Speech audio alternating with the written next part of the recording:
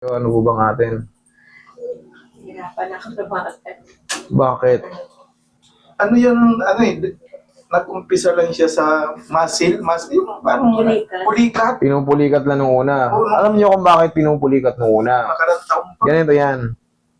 Siyempre, ano ba ang cause ng pagpulikat? Maaring napagod kayo sa paglalakad or pabalik-balik, up and down. Doon naman nagka-cramps yan. Ngayon, mas mabilis ang cramps niya or mas mabilis yung pagtigas niya kung merong joint na kung merong joint na nagbago. Kasi tayo, di ba, nagbabasketball tayo noon. Oo, minsan. Walang joint na sira. Okay. Katagalan, pag pagod ka na, nagre-react yung muscle. Yun ang cramps. Pero pag kay mami, hindi naman siya nagbabasketball, Oo. nagtataka ka, sumasakit yung mga ganito niya, Tsaka palipat-lipat siya. palipat-lipat. So, hindi siya, ang ordinary kasing cramps, ito na pagod. Dito. Oo, dito. Pero kung parang naglalaro-laro yung cramps mo, baka may joint problem ka. Yun ang iti-trace natin. Tapos ano po, mami? Nung hindi na siya pinupulikan, lagi. Hindi na siya pinupulikat. Ano naman ngayon? Meron dito, pag lumakad ako parang mapuputol na maliit. Ayun. Doon na papasok yung tinatawag na nagbago na yung joint niya rito. Ngayon, titignan natin ngayon sa x-ray yan. Kailangan lumabas sa x-ray mo.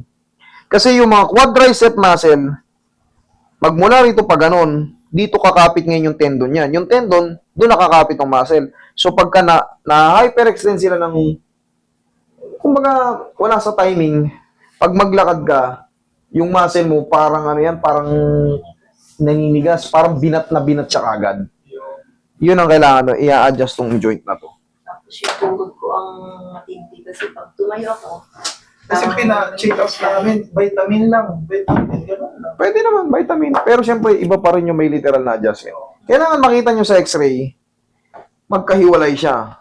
Pag nakita nyo sa x-ray, nakatabingi, nakaslide ng gano'n, yung kabila mataas, yung kabila, dikit na. Siyempre, nagbago na yung joint. Kailangan niya makikita nyo, separate. Yan. Kahit pa paano, kung tumatagal na, palagi na lang yun ang problema nyo, pa-x-ray nyo, tignan natin. Kasi malaking guide, yun yung pinakamagiging guide eh. Uy, ganito na mami, oh. Kita mo, oh. Sabi ko sa'yo eh. Dikit na. Pero kahit na dikit yan, granting na gano'n na kasi hindi pa naman natin nakita. Kumbaga, for the ano lang. Kaya pa rin mawala yung pain nun, pero hindi na may papangako yung mga tunog-tunog. Tapos pag nakatapa ka ng kahit ganito kalaking bato, napaganon mo yung tuhod mo, nabigla mo ng konti, sasakit yun. Pero ang diskarte ron, kung sakali man, maliit lang na bato, itadyak mo lang, yung tinuturo kong tadyak. Huwag lang yung matutumba kayo ng medyo malakas, yung parang outbalance talaga, natumba pa kayo sa kalsada, hindi pwede. Relax lang ha, pipitikin ko lang yan eh. Yahoo! Thank you. Shoot na yan. Umusog ng pag ano, no? Yun yan sinasabi ko. Sabi ko, Pero pansinin mo, tingnan mo, ang lakas ng lumagotok. Nasaktan ba kayo? medyo lang. Ngayon, Hindi. oo. Kailangan, ouch! Parang tumugulo dito sa Ganun lang. Pero pagka,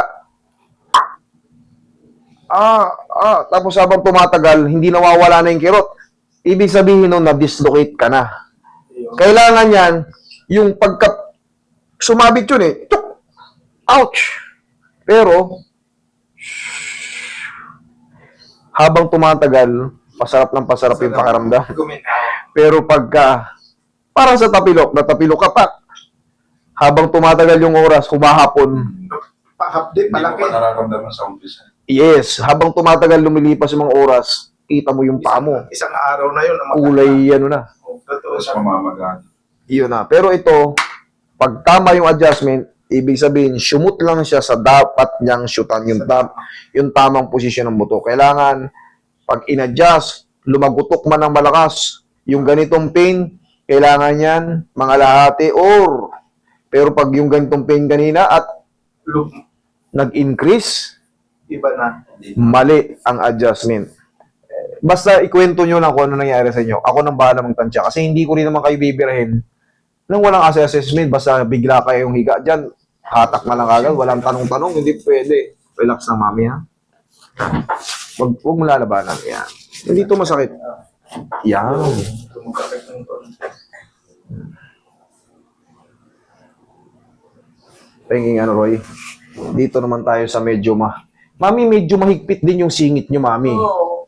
Medyo mahigpit din yung singit ni Mami. Tungkol kasi dito na sa singit tumatama. Medyo may iba yung ano niya. Ito ang kailangan, maano rin to. Malaman nyo, ma-x-ray nyo rin. Kasi malaking joint din to. Nagkakaroon din ng arthritis yan dyan. Arthritis yan dyan. Hindi lang ito, nagkakaroon din po ng arthritis yan dyan. Basta mga joint, mga edges niyan, nagkakaroon din ng arthritis yan. Kasi dati, Master, wala naman yan. Dito lang. Hindi naman po kayo nagpapaayos eh. Yun. Kumbaga, hinahayaan nyo lang din eh. Siyempre, day by day friction, day by day friction, day by day movement ng nag-i-scratch yung mga may arthritis sa edges. Siyempre, katagalan, tapos umiidad ka pa, Dito na. eto na. Roy, pengin pang konti. Mapupudpud siya na mapupudpud. Siyempre, yung may-ari ng katawan, magre-reklamo katagalan. Yun nangyayari sa inyo. Ito ang magandang suot sa mga babae, oh. Oo, kasi Kung ba ang tawag yan, tawag dyan? yung minisis Loose. kailangan ganyan. Itong pinakamagandang suot sa mga babae. Pag babiyahe kayo, hindi kayo naka-short, mahaba. At saka, Pag nagpahilot kayo ng balakang, nalilislis ng pati sa tuhod, nalilislis na maayos. Yan ang pinakamaganda, maluwang. Last na to. relax ka lang na para Sige, try nyong lumakad ngayon. Tingnan nyo yung tuhod nyo. Kung sobrang sakit, kung ano yung nangyari sa lumagputok ngayon. Sige, magsinelas kayo, Mami. Obserbahan nyo yung tuhod nyo tsaka yung singit niya. Kung ano yung pakiramdam ngayon. Oh, Yung tuhod, hindi na tumukod eh. hindi na tumukod. Okay na. Ito. Yung singit na lang. Ngayon, di ba tama yung adjustment sa tuhod? Yung sa singit, nararamdaman ko kasi, ganit na rin. Nagkakaroon din po kasi ito ng osteoarthritis eh. Tumutukod yung Ano ba natin, dadagdagan pa natin? Higa ka mong patagilid, Mami.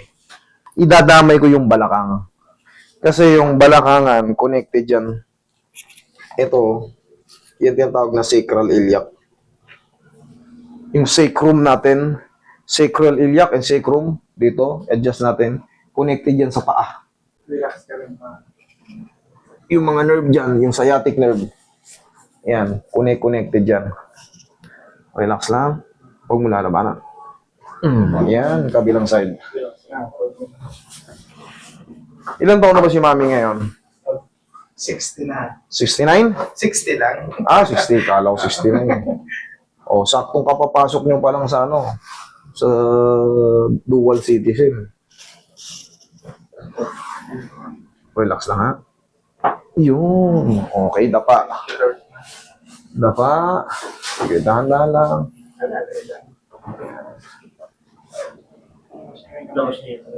Ilabas mo may Pag ganito, sige, dapa. Yun, dapa nyo lang. Yun.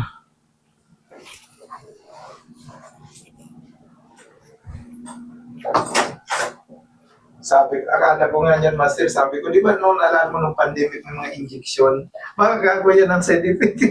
Ayan, tingnan mo. Ayan, wala, sira yung niyan. Sira yung niyan. Hindi yan basta-basta. Kailangan makita ko yung x-ray niyan. May sabit na yun sa meno ni Mami, sa singit. Kailangan ma-x-ray mo yan. Makikita natin difference yan. Para ano natin. Tapos yan, magme-maintenance siya ng mga hatak-hatak sa panyan. Yung parang ginagawa ko. Pwede nyo rin gawin yun, pero papitik lang. Kunyari, nangangawit yung hips niya. Atake nyo, pwede yun. Tuturuan kita. Pero hindi kailangan sobrang lakas, ha. Relax lang. Inhale. Exhale. Kasi yung anak kong panganay, pag sinabi niya, bago matulog, hilutin mo muna ako ng ganito lang. Tama yun. Yun lang. Pakaplos nyo yung balakangan nyo, Mami. Tapos, ganito, paano maghatak? Ganito. Roy, diinan mo. Huwag lakasan. Ganito lang, huwag mo lalabanan. Ganito lang hatak ko. Yun. Konti lang. Ganun. Kunti lang talaga yan. Ganun lang. Malaking bagay yun sa may mga problema sa hip joint. Difference ngayon. Kumpara sa kanina. Pag sinelas kayo, sige. Ano lang, alay lang yun, alay lang. Ano? Parang naibang ang lakad niya. Kumaan. Gumana.